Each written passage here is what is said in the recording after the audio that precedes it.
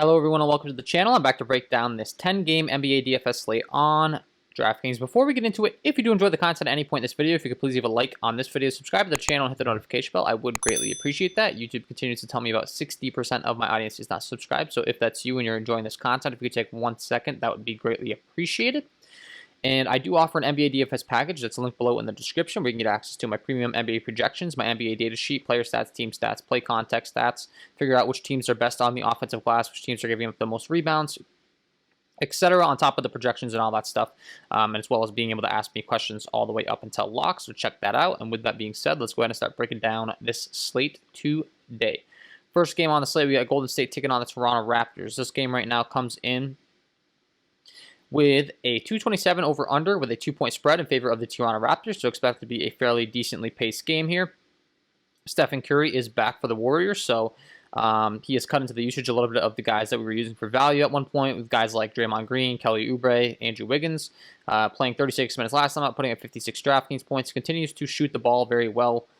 So, that's what you expect out of Stephen Curry, going 5 for 11 from behind the arc last time out, and he has upside every single time he takes the floor, so definitely don't have an issue with playing him if they're going to stay in this game. It's going to be mostly on his back, and like I said, it's only a 2-point spread, so expect it to stay close. Have no issues you playing Stephen Curry. Kyle Lowry continues to be out for the Toronto Raptors, so that's going to give a big bump up in usage to guys like Fred VanVleet, Pascal Siakam, and OG Anunoby.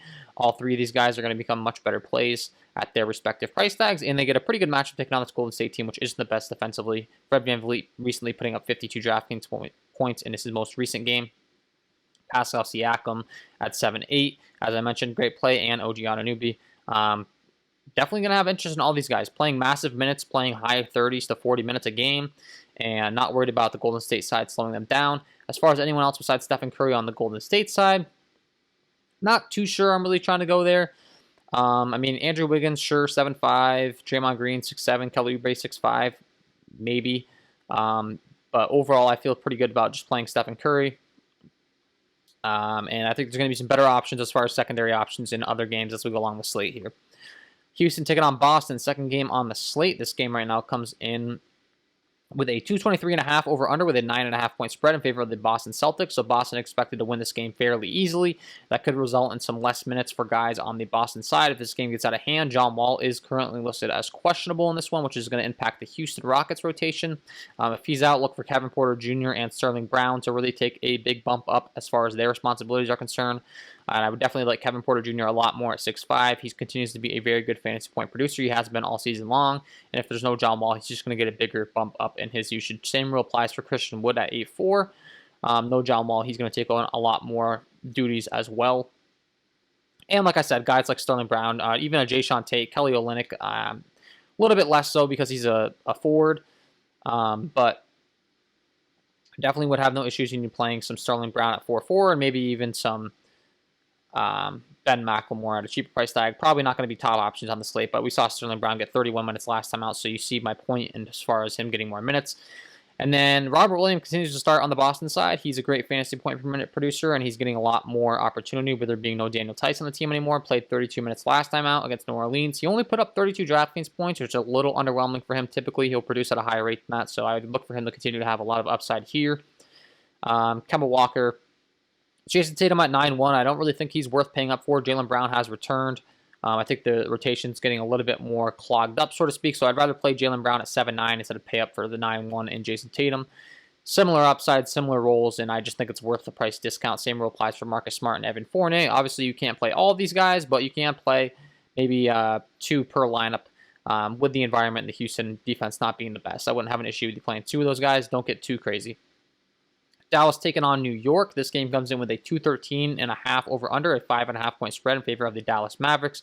Expected to be a very slow-paced game, so not a very fantasy-friendly environment in this one for sure. And the only thing that's really going to make me have any interest is the fact that it's expected to stay close, and Luka Doncic at 10-7 is a great fantasy point per minute producer, so sure you could play him, but overall in this game, I'm a little scared to go here on a 10-game slate with a game that's expected to be so slow-paced. I don't really think it's the smartest idea to be paying up for guys that are featured in a 213.5 over-under game. It just doesn't really line up as far as you having the upside in tournaments. So I feel pretty confident in just being able to go through this one pretty quick. Nerlens Noel on the New York side at 5K, I think is an intriguing option. A little bit of a revenge narrative, take on his former team. Like, sure, maybe play some of him. There is no Mitchell Robinson. But the problem is Taj Gibson's back, and Taj Gibson's going to cut into his minutes, which I don't like to see. So Nerlens Noel is a little bit of a risky play, in my opinion. Really, anyone on the New York side is. I mean, it's going to be a slower paced game. And just not really one where there's going to be a lot of fantasy upside. So I'm going to kind of go quickly through that one for good reason, in my opinion. Domantas Sabonis comes in at 9-3, a 222.5 over under in this one, a 4-point spread in favor of the Indiana Pacers. Next game on the slate, Domantas Sabonis himself is listed as questionable, however. So keep an eye on this news. It's pretty big. If he is for some reason left out, which coach...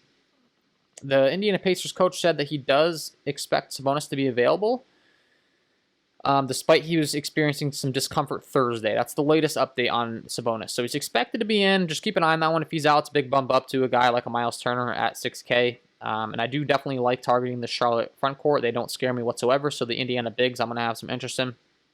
And on the Charlotte side, there continues to be no LaMelo Ball. He's going to be out for quite some time. Malik Monk listed as questionable.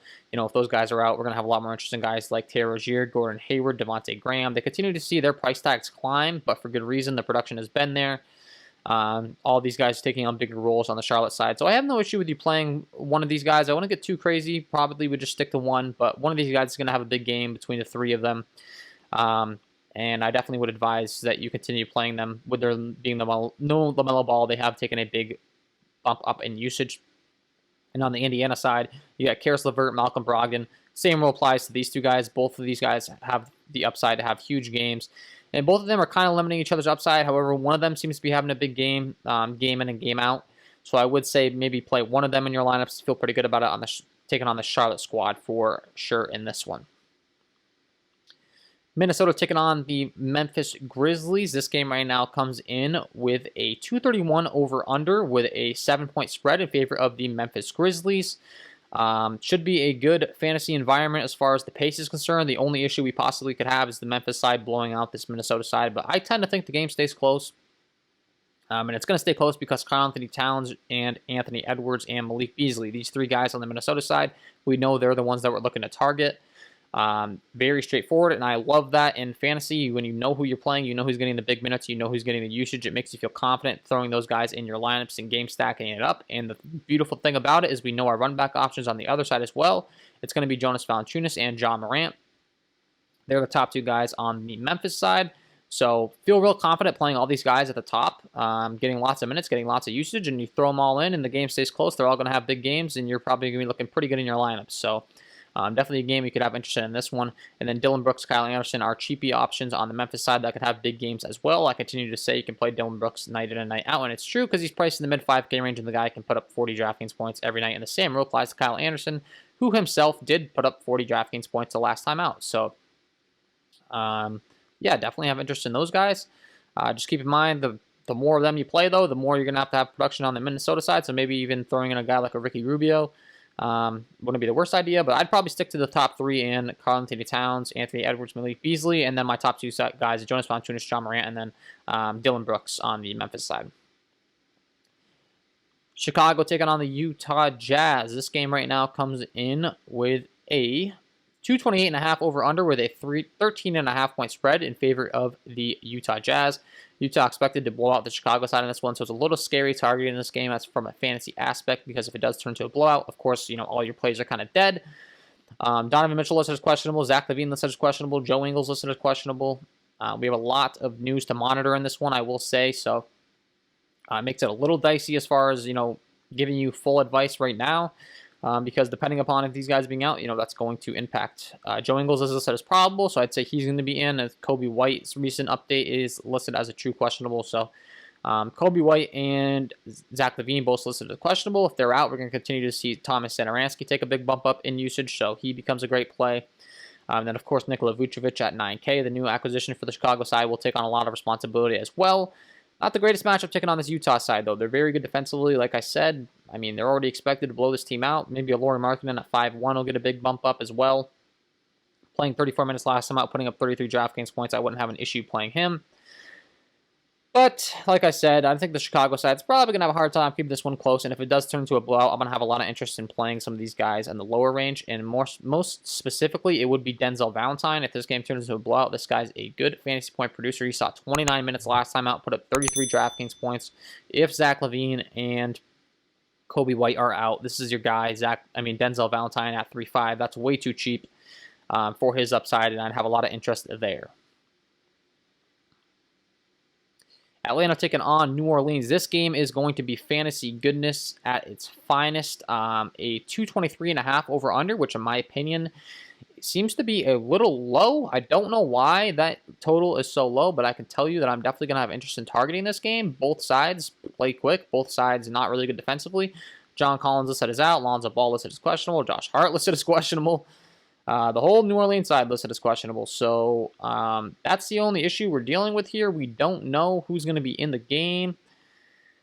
And it's kind of tough to break down, but regardless, like whoever's healthy, I love in this game. Trae Young on the Atlanta side. There continues to be no John Collins. Trae Young and Clint Capella, in my opinion, are both going to be tremendous plays now without him being in. They're going to be involved in the pick and roll a lot. Clint Capella's rebounding upside is going to be a lot higher. He put up 60 DraftKings points in the last game with there being no John Collins. So that gives you an idea of the responsibility he's going to take on, and then you can be looking to a Bogdanovich and a Gallinari as well at 5'7" and 5'5". Both these guys playing a lot of minutes. Bogdanovich having 2 huge games recently, and he gets a great matchup in this one, so I definitely like him. Danilo Gallinari, same applies to him. All of these guys, I mean, this is just going to be a great game to target, in my opinion, and the more guys that are out, the better the usage. Like if all these guys are out on the New Orleans side, Nickeil Alexander-Walker, Eric Bledsoe going to be taking on big duties. Both those guys become great plays. And the more shorthanded each team is, the more you know where the ball's going, and the more interest I'm going to have in all the guys that are healthy. Kevin Huerter, Lou Williams, 4.5 and 4.4. Both of them are intriguing plays as well. Not getting a ton of minutes, but I mean, both have the upside to get you there. If you need to go that cheap, I would prefer to stay up here with the guys I'd already discussed. And then lastly, Steven Adams. If there's no Zion Williamson, his upside will be a lot higher as well. So I think there's going to be a lot of interest. Just keep monitor the injury news. Keep an eye on who's in, who's out, and who that impacts. I mean, obviously, these top guys, whoever's in and out, whoever is healthy is going to be a great play. So be playing those guys. Milwaukee taking on Portland, another great fantasy game. This game comes in with a 3.5 point spread in favor of the Milwaukee Bucks. The only issue I have with this game is a 236 over under. That's tremendous. The only issue I have is both teams are getting healthy, so you're going to have to kind of narrow down your player pool as far as who you're playing. Damian Lillard, CJ McCollum, both healthy now. Damian Lillard's priced up to 9.9. He put up 58 DraftKings points last time out. That's great. I tend to think I'm going to want to go with a discount on CJ McCollum at 8.2. He has similar upside on any given night. He's getting similar minutes, and he's much cheaper. So I like CJ McCollum a lot in this one.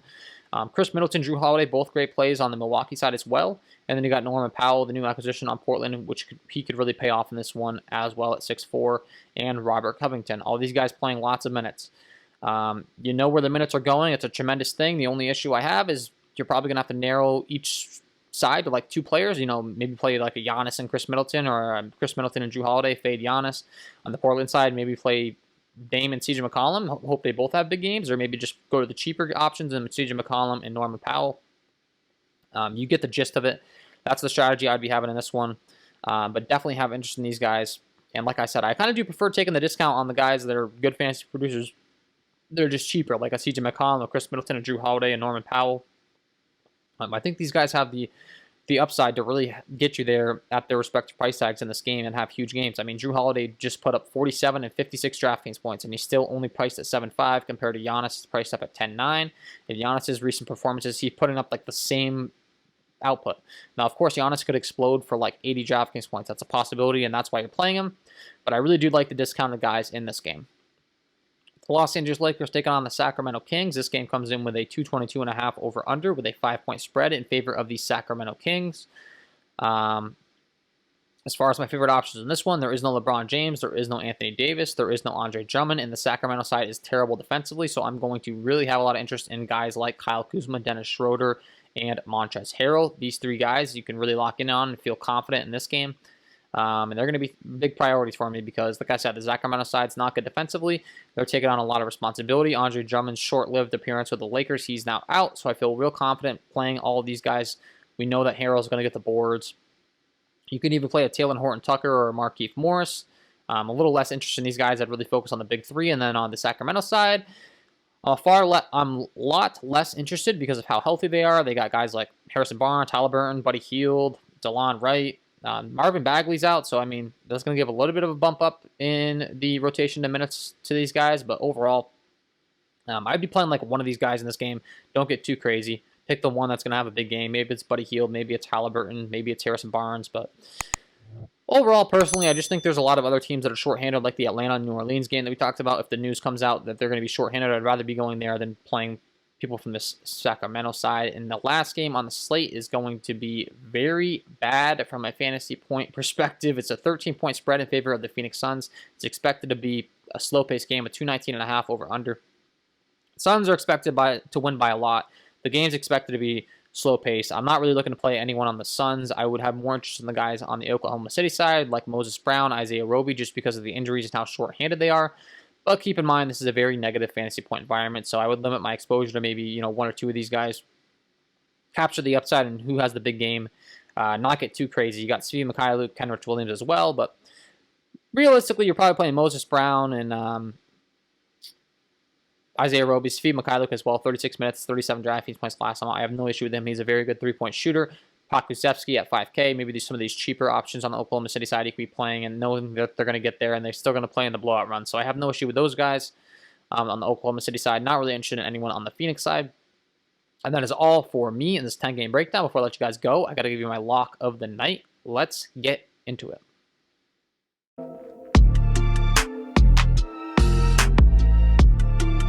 And my lock of the night tonight is going to be Ja Morant at this 7.6 price tag, taking on this Minnesota squad. I mentioned I like this game environment, especially on the Memphis side, taking on this Minnesota squad that has been dreadful defensively all season long. Ja Morant still priced in the mid 7K range. I think that's too cheap for his upside. We've seen this guy put up 50-plus DraftKings points multiple times. Hasn't played since the 31st, so should be well rested. Expect him to get a ton of minutes, upper 30 minutes in this one. If the game stays close, which I think it's going to, he's going to have a huge game. Love Ja Morant in this one, if he is my lock of the night. So there you have, guys. Ja Morant, get him in your lineups, and that is all for me in this one. If you did enjoy the content, if you could please leave a like on this video, subscribe to the channel, and hit the notification bell. I would greatly appreciate that. And then don't forget to check out my NBA DFS package, linked below in the description. I wish you guys all the best of luck tonight, and we will see you in the next one.